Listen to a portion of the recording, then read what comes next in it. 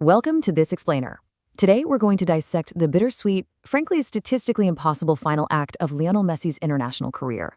We're looking at the 2026 World Cup, a tournament that was absolutely supposed to be the ultimate fairy tale send-off for the game's greatest player. But, as you know, it ended up as this fascinating paradox. On one hand, we witnessed a team falling agonizingly short at the final hurdle, but on the other, we saw an individual performance that completely defied time, logic, and basically the standard aging curve of any professional athlete. But rather than burying the lead here, let's start with the sheer, raw human emotion of his post-match interview. Because it really reminds us that behind every single stat is a devastating heartbreak. When the final whistle blew and the dream of back-to-back World Cup titles was officially over, Messi spoke to the media, and he didn't make a single excuse. He acknowledged the immense pain of the defeat, but he also really emphasized the pride he felt for his team's fight and the legacy of unity they were leaving behind.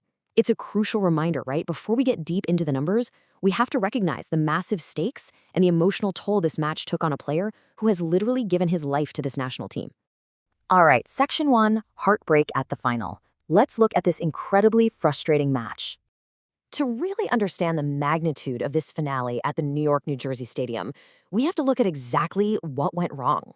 Throughout the whole tournament, Argentina had been this incredibly entertaining team. They always found ways to survive and advance, a lot of times just riding right on Messi's shoulders. But the final against Spain, that presented a completely different, almost unrecognizable reality. There's a specific number that represents the total shots Argentina registered in regular time. 0. Just let that sink in for a second. For a team totally known for its attacking flair, to go an entire 90 minutes in a World Cup final without a single shot is virtually unheard of. In fact, they became the very first team in the near century-long history of the tournament to do so. Even when the match dragged into extra time, that attacking magic that had defined their entire summer just vanished. You've really got to hand it to Spain, though. They delivered a suffocating defensive performance, completely neutralizing Argentina and handing them a crushing 1-0 defeat in extra time. They didn't just beat Argentina, they systematically dismantled their game plan. They kept incredibly close tabs on Messi, completely cutting off his passing lanes and denying him the space he usually uses to just bend the game to his will. Honestly, it was a tactical masterstroke that left Argentina looking desperate and entirely out of ideas when it mattered the absolute most. Which brings us to Section 2, defying age with numbers, because this guy is a literal ageless anomaly. We really have to violently pivot here, because you just cannot let a single team failure mask an individual performance that genuinely challenges our understanding of what a player in the twilight of his career is capable of doing. The narrative of the final might be all about Spain's dominance, sure, but the story of the 2026 World Cup as a whole is undeniably about what Lionel Messi achieved individually. Throughout the tournament, he bagged 8 goals. He tied for the most of any player, proving his lethal edge was completely untouched. 8 goals. That includes a stunning hat-trick in the opening game against Algeria and 2 unbelievable strikes from outside the box. He wasn't just tapping the ball in. He was creating moments of sheer brilliance, dragging his team through trouble like those mind-boggling late comebacks against Egypt and England. In transitioning over to his playmaking, he delivered an unbelievable 21 key passes, leading the entire tournament in direct shot creations. Now, if you need a quick refresher, a key pass is one that directly leads to a shot on goal by a teammate. So not only was he tying for the lead in goals, but he was also functioning as the tournament's most dangerous architect. He recorded 4 assists, delivered 49 crosses, and ended 76 individual possessions with a shot. He was, without a doubt, the undisputed focal point of the world's most dangerous offense. Now, what makes this level of output truly, staggeringly crazy is his age. He was putting up these tournament-leading numbers at 39 years old. 39. In the modern game, 39 is typically an age where forwards have either completely retired or they've moved to a purely stationary, massively reduced minutes role. But here's Messi completing a tournament-high 25 dribbles, racking up 48 take-ons, and averaging over 63 seconds per possession. He wasn't just hanging out and participating, he was physically and technically dictating the entire pace of a World Cup. Just think about the guys he was decisively beating out for the flash score player of the tournament crown. We're talking about superstars a solid decade his junior. FlashScore's internal rating system gave Messi an emphatic 8.7 average for the tournament. The players trailing him, Mbappe, Haaland, Elise, they're in their absolute physical primes, aged 24 to 27. Yet the 39-year-old was the one taking home the crown for superhuman efforts, single-handedly pulling Argentina all the way to that final match. And his persistent threat was constant. He trailed only Kylian Mbappe in expected goals while outright leading the field in expected assists.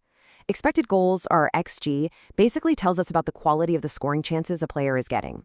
Messi wasn't just getting a few lucky bounces. He was consistently, methodically, getting himself into incredibly high-value scoring positions. His 5.31 XG was second only to Mbappe's 5.5. And on top of that, his expected assists topped the entire tournament at 4.12. Statistically speaking, he was creating the highest quality of offensive actions of any player in the entire world. All right, Section 3, the Inter Miami Blueprint. Let's look at how he sustained this excellence. To really understand that this World Cup wasn't just a fluke, we have to look back at the sustained excellence he built at the club level. He was meticulously managing his aging body while maximizing his output. A championship in late 2025 led directly to a contract extension, keeping him incredibly sharp for the summer of 2026. Back in December 2025, Messi led Inter Miami to their first ever MLS Cup title. That huge momentum resulted in a highly anticipated contract extension in early 2026, ensuring he'd stay in highly competitive action right through the 2026 World Cup. He definitely wasn't winding down. He was actively securing high-level competition to prepare for the summer. In that 2025 MLS Cup final against Vancouver, he recorded a match-topping 67.72 impact rating. He basically proved he had mastered the art of clinical efficiency without needing constant possession. Miami actually gave up possession for huge swaths of that final, which was pretty unusual for them. But they just absorbed the pressure, and when the transition moments finally came, Messi was flawless. He provided 2 crucial assists in a 3-1 victory, earning the MVP honors. This rating shows exactly how he adapted his game over time. Maximal efficiency in the decisive areas, expending his energy only when it absolutely guaranteed a result.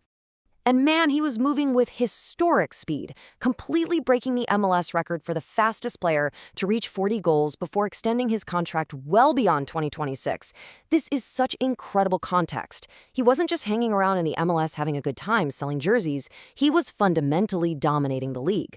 Becoming the fastest player to hit 40 goals shows a player who is still fiercely competitive and surgically precise in front of the net, laying the exact groundwork he needed for his historic World Cup run. Moving on to Section 4, an unmatched football legacy, the story of a true football icon. We really must zoom out here and view this final not as some sudden collapse, but as a bittersweet footnote. It's so easy to fall into the trap of recency bias and let a 1-0 loss to Spain define the entire summer, but you have to look at the backdrop of everything else he has achieved. When he lifted that MLS Cup, it marked his 48th collective, individual, and club title, extending his own all-time world record. 48 titles, Champions Leagues, La Ligas, Copa Americas, a World Cup, Leagues Cups, and MLS Cup.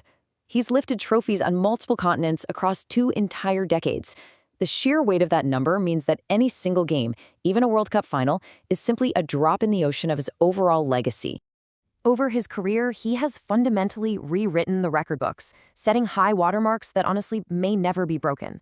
21 total World Cup goals, the most of any player, man or woman, in history. 12 total assists, the most on record.